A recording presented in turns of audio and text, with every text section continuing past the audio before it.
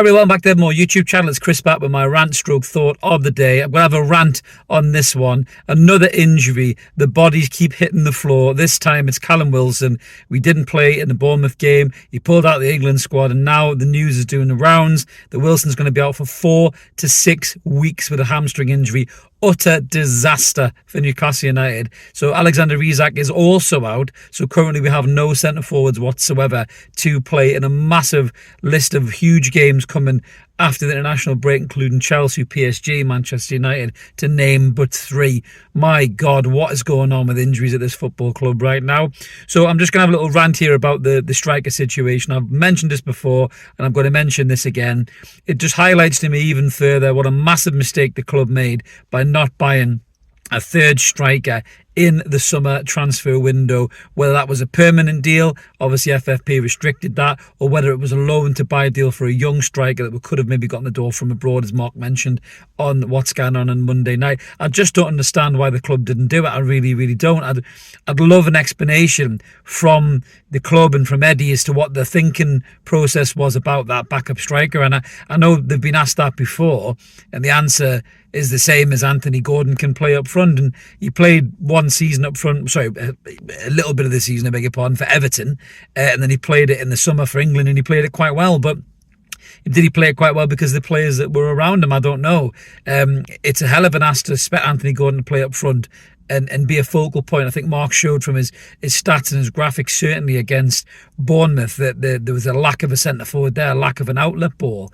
And without a player there in that position who's naturally a centre forward, their instinct is always going to be to pull out left or right if they're a winger and not play through the middle. We don't have a proper attacking midfielder either to push on to get into that striker position. If you think back to the likes of a Frank Lampard, for example, who would do that for Chelsea, when one of the strikers would pull out wide, or even Freddie Ljungberg back in those days for Arsenal, when Henry would pull out to the left-hand side and Ljungberg would be in the centre-forward position. We don't have a player like that in this football squad, and that is the issue that I think we have right now. So it's a massive blow, and it leads me into the question about what do we do come January here.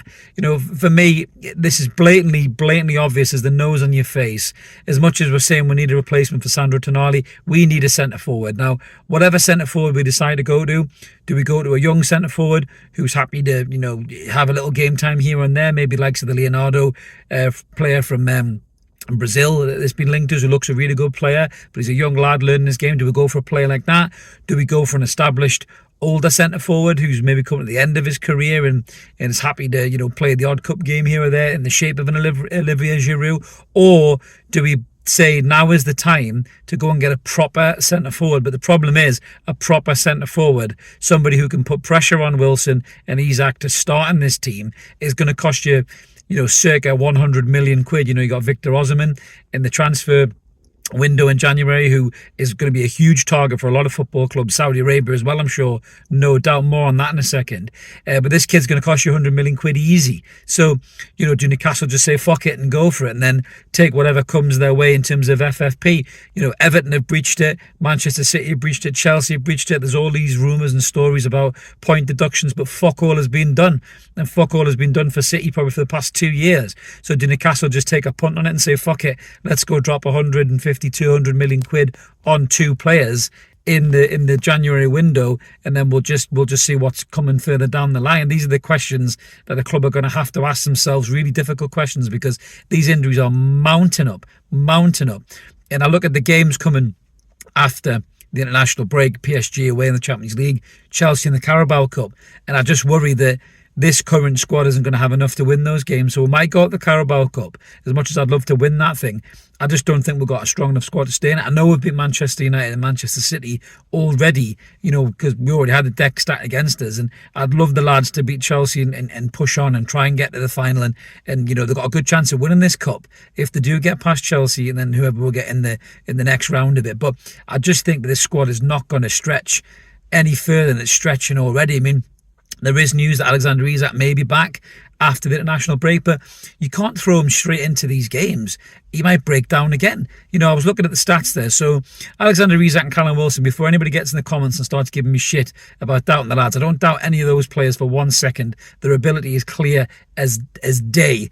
You know, Callum Wilson's got 45 goals and 96 appearances for Newcastle, and Alexander Isak has 17 and 39. They're goal machines, the pair of them. They're brilliant centre forwards, but the two of them have got injury problems and had injury problems at Newcastle United. Put my thumb up there for some reason as a thumb up to the lads. So they've got injury problems. You know, Callum Wilson's missed 63 games over the last 3 years. So if you want to work that out, that's 21 games a year. And Alexander Isak's already missed 22 in the 18 months that he's been with the football club. So there is a problem there. And this is why I don't understand why the club did not make a move for another centre forward. You know, 3 centre forwards in your squad is a healthy position to be in. There was free agents you could have even looked at. And I'm not saying there would have been brilliant footballers for Newcastle, right? But even older players, like I say, Alexis Sanchez. Alexis Sanchez was a free transfer and he went to Marseille or something like that, I think it was. But a player like that could have maybe done a job, in the January window. But, there is players available. Ivan Toney's going to be available, probably cost you thick end of 70 million quid. Do Newcastle go for him? Did they say, fuck it, he's going to be the number 9 and then we make Wilson the third choice striker? Will Wilson be happy with that? Will Wilson want to transfer? It's huge questions to ask come this January window. But one thing's for damn sure, a centre forward has to be a priority. There's already talk about Calvin Phillips on loan to buy. I think if that deal can get done, Newcastle should get that wrapped up toot fucking sweet, because that's one of the best deals we can do in January. But there's also bad news about Sven Botman's injury too, just to finish the video, that he could be out till February, which is a horrendous knock for Newcastle, because Sven Botman makes that defence tick. He's so good, and it's such a shame that he's injured to the extent that he is. Longstaff's now struggling for the Chelsea game too. I'm not so worried in midfield because Bruno will come back, and I think Louis Miley did a decent job there as well. We've got Willock, we've got Joe Linton.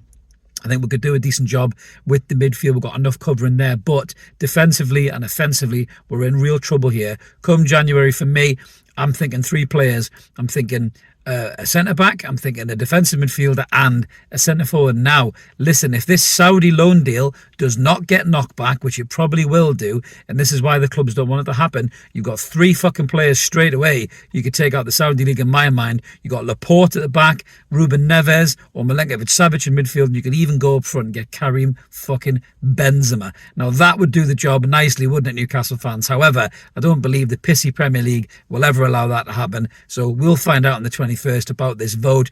I'll be on, I'm sure, doing a rant about it because it stinks to high heavens that these big elite clubs, these greedy 6 Super League wannabe motherfuckers can, take all the money from Saudi and get rid of all that dead wood, but they're going to stop them doing anything with Newcastle United in the Premier League because they don't want anybody to challenge their position at the top of the table. So that's my rant about this. Pissed off with it. Striking unlucky indeed. Let us know what you guys think in the comments below. Am I right? Am I wrong? We always like to hear from you. If we're going to go for a big centre forward in January, who do you want to go for? Victor Osimhen, Ivan Toney? Let us know in the comments. We always like to engage with you. And if you haven't already, consider subscribing. We'd love you to come on board. Like and subscribe. Yeah, help the channel grow. If you want to become a member and give a little bit back, it's only $1.99 a month and you get exclusive access to videos like the rant you've just watched. Have a cracking day wherever you are, everybody. Let's hope to God a few more people can get miraculously healed by some faith healers in this international break, and we can get back to having a better squad for when Premier League and Champions League returns. Catch you later, everyone. Cheers. Bye.